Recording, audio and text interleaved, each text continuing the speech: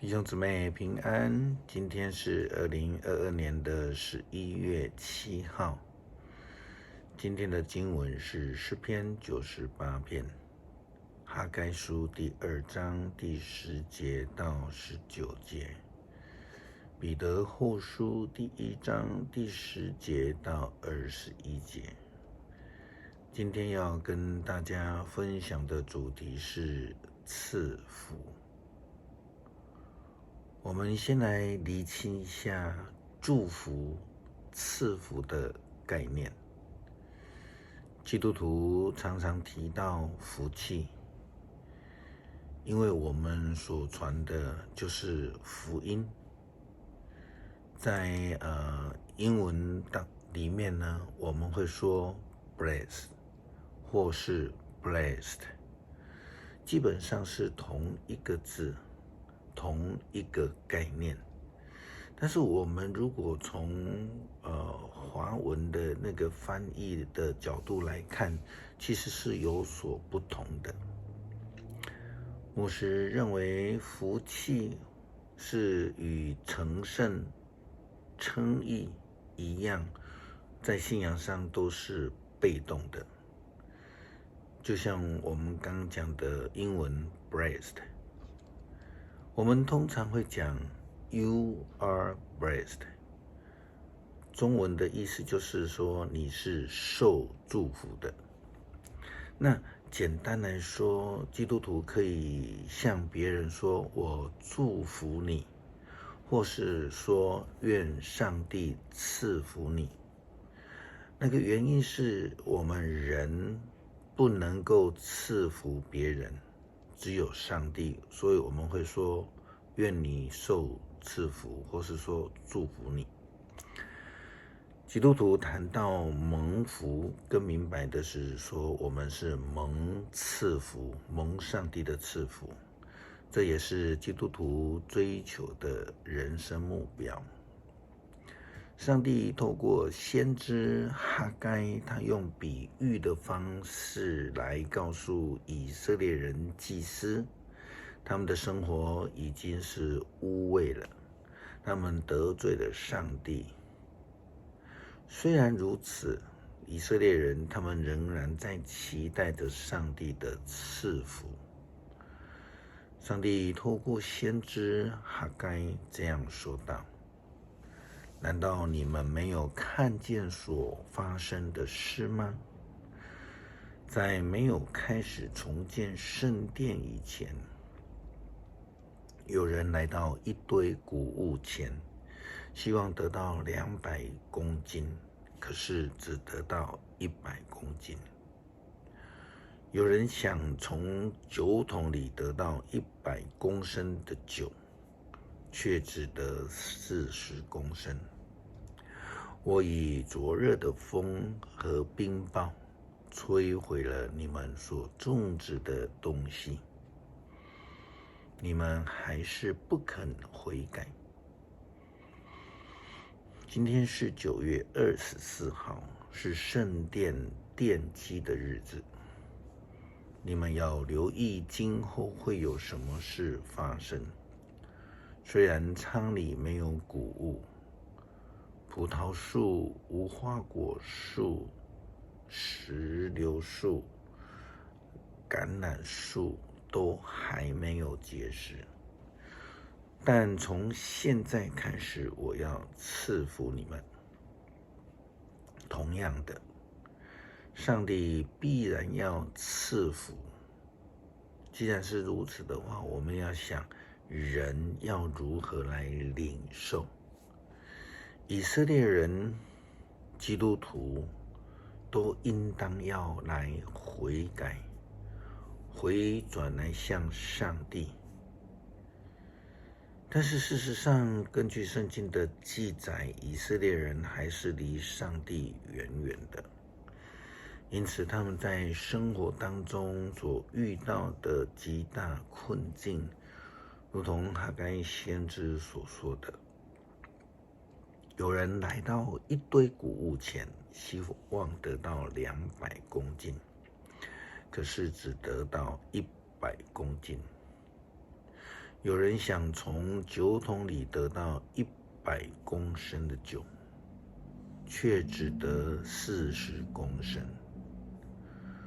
我以灼热的风和冰雹摧毁了你们所种植的东西，你们还是不肯悔改。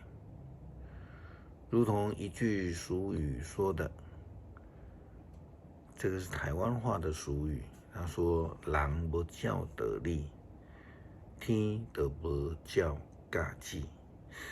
意思就是说，人如果不行公义，上帝就不照着自然律来行。那因为人呢，得到上帝的处罚，是因为人得罪上帝，因此在面对生活困境的时候，就没有了上帝赐福的同在。追求上帝的赐福，这些被掳的以色列人其实还离得远远的，因为如果他们不愿意回转向上帝的话，就会得不到，所以还需要更加的努力。彼得后书第1章第10节，所以弟兄姐妹们，你们要更加努力，使上帝的呼召和拣选成为你们永久的经验。有了这些经验，你们就不至于堕落。更重要的是，就是要努力追求，如同保罗所劝勉的话。保罗说，这不是说我已经成功或已经完全了，我继续奔跑，只求赢得那奖赏。其实我为要使我达到这目标，耶稣基督已经先赢得了我。弟兄姐妹们，我并不认为我已经赢得了这奖赏，我只专心一件事情，就是忘记背后，努力追求前面的事。我向着标杆直奔，就是为了要得到奖赏。这奖赏就是属天的新生命，是上帝借着耶稣基督呼召我去领受的。这是记载在腓立比书第3章12到14节。彼得也他进一步的这个提到，他说这样，你们会获得充分的权利，得以进入我们的主和救主耶稣基督永恒的国度里。因此你们已经知道这些事，而且在所领受的真理上站稳了。我仍然要不断的提醒你们。我想，只要我活着的一天，我应该常常帮助你们记得这些事。我知道我不久会脱离这必朽的躯体，这是我们的主耶稣基督所指示我的。我要尽量去想法子，使你们在我死后还能常常记得这些事。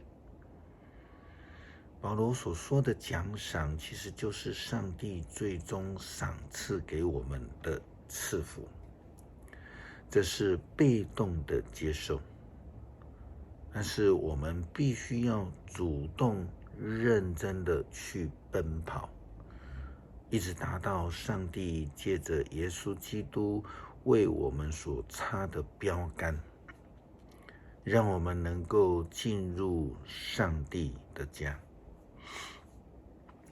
诗篇98篇，我要向上主唱新歌，他行了伟大的事，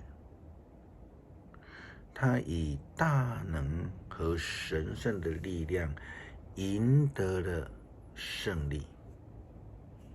上主宣布他的胜利，向万国显现他拯救的能力。他谨守向以色列人所做的应许，以信实和不变的爱来待他们。全地的人都看见了我们上帝的救恩，普天下要向上帝欢呼歌唱，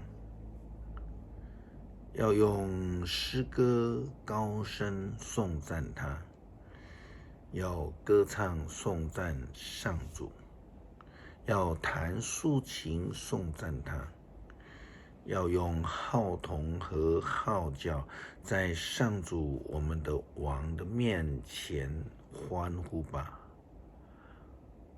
呼喊吧，海洋和其中的生物歌唱吧，大地和地上的万物，江河啊要拍掌，群山啊要在上主的面前一同欢唱，因为他要来治理普天下，他要以公义统治世界，要以信实对待万民。